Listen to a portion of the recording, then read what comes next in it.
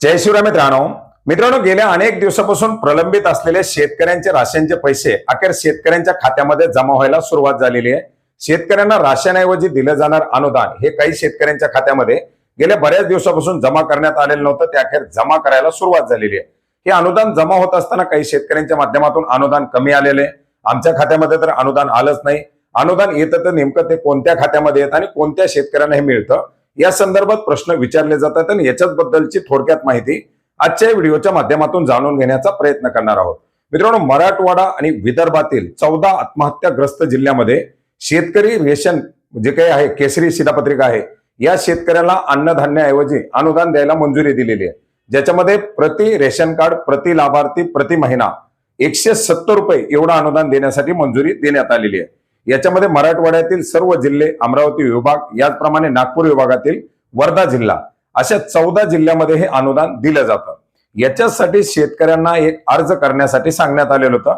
ज्या शेतकऱ्यांच्या माध्यमातून अर्ज करण्यात आलेले आहेत, या अर्ज केलेल्या जे काही कुटुंब असतील, या कुटुंबामधील ज्या लाभार्थ्यांची केवायसी झालेली आहे, अशा आधार संलग्न झालेल्या लाभार्थ्यांचं हे प्रतिमाह 170 रुपयाचं अनुदान दिलं जातं। बऱ्याच साऱ्या लाभार्थ्यांना सप्टेंबर, ऑक्टोबर आणि नोव्हेंबर या महिन्यामध्ये हे अनुदान क्रेडिट करण्यात आलेलं होतं, पण बरेच सारे लाभार्थी अद्याप देखील हे अनुदान वितरित होण्याच्या प्रतीक्षेत होते। 31 डिसेंबर 2025 पर्यंत केवायसी करण्याची तारीख होती। बऱ्याच साऱ्या शेतकऱ्यांच्या माध्यमातून केवायसी करण्यात आलेली होती। याच्यामध्ये केवायसी झालेले जे लाभार्थी आहेत, त्या लाभार्थ्यांचं अनुदान सुद्धा आता 1 जानेवारी पासून वितरित व्हायला सुरू झालेलं आहे। याच्यामध्ये प्रति लाभार्थी प्रतिमाह 170 रुपये याप्रमाणे हे अनुदान दिलं जातं। बऱ्याच साऱ्या लाभार्थ्यांनी याच्यामध्ये अर्ज केले नव्हते, आता ज्यांचे अर्ज अप्रूव्ह झालेले त्या तारखेपासून ते पैसे यायला सुरू झालेले आहेत।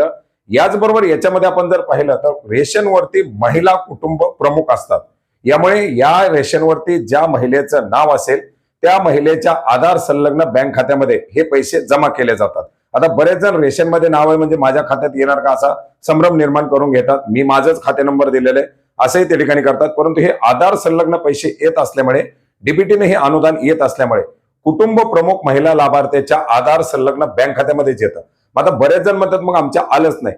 याच्यामध्ये कुटुंब प्रमुखाचं जे बँक खातं आधार संलग्न आहे ते बँक खातं बऱ्याच वेळा बंद असतं, त्याची केवायसी झालेली नसते, किंवा बऱ्याच वेळा या कुटुंब प्रमुख महिलाच्या बँक खात्यालाच आधार लिंक नसतो। अशा अनेक कारणामुळे अनेक लाभार्थ्यांचं अनुदान अटकलेलं होतं आणि आणखीन सुद्धा ज्यांचं कोणाचं अनुदान अटकलेलं असेल त्याच्यासाठी सुद्धा हीच कारणं असू शकतात।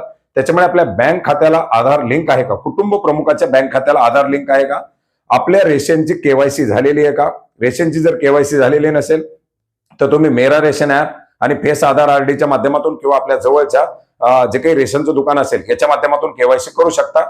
याच्या व्यतिरिक्त जर आपण पाहिलं तर आपलं जे काही बँक खातं आधारशी संलग्न आहे, NPCI ला जे बँक खातं कुटुंब प्रमुखाचं मॅपिंग झालेलं आहे ते खातं ऍक्टिव्ह आहे का, त्याची केवायसी झालेली आहे का, या बाबी तुम्हाला तपासणं गरजेचं आहे। आणि अद्याप जर तुमचं रेशन बंद झालेलं असेल आणि तुम्ही जर या अनुदानासाठी अर्जच केला नसेल तर मात्र मग तुम्हाला सर्वात पहिला अर्ज देखील करावा लागेल। याच्या अर्जाचा नमुना, अर्ज कसा करायचा याच्याबद्दल आपण यापूर्वी सविस्तर माहिती घेतलेली आहे आणि या अर्जाच्या आधारे हा अर्ज दिल्यानंतर, मंजूर झाल्यानंतर तुमच्या अनुदानाचे पैसे तुम्हाला यायला सुरुवात होईल। तर मित्रांनो, या अनुदानाच्या वितरणाच्या संदर्भातील हे एक महत्त्वाचं अपडेट होतं।